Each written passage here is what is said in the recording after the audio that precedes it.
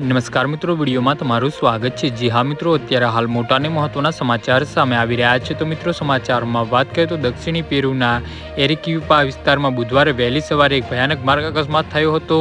સાલા શહેરથી એરિક્યુપા જઈ રહેલી એક મુસાફર બસ અન્ય એક વાહન સાથે અથડાયા બાદ 200 મીટર ઊંડી ખીણમાં ઓકા નદીના કિનારે ખાબકી હતી।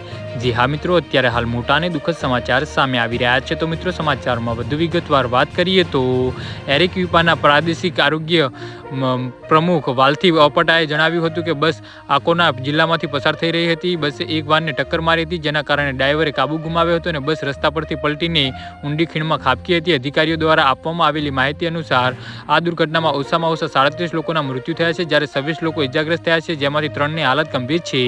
જી હા મિત્રો, અત્યારે હાલ મોટા અને દુઃખદ સમાચાર સામે આવી રહ્યા છે। તો મિત્રો, સમાચારમાં વધુ વિગતવાર વાત કરીએ તો સ્થાનિક ફાયર બ્રિગેડના વાહનો અને બચાવ દળની ટીમ તાત્કાલિક ઘટના સ્થળે પહોંચી હતી અને રાહત કાર્ય શરૂ કર્યું હતું। ઘાયલોને હેલિકોપ્ટર અને એમ્બ્યુલન્સની મદદથી નજીકની હોસ્પિટલમાં દાખલ કરવામાં આવ્યા છે। પ્રારંભિક રિપોર્ટના બસ ચાલક વચ્ચે આવેલી વાનથી બચવાનો પ્રયાસ કર્યો હતો, જેના કારણે ડ્રાઈવરે બસ પરનો કાબુ ગુમાવ્યો હોવાનું સામે આવ્યું છે।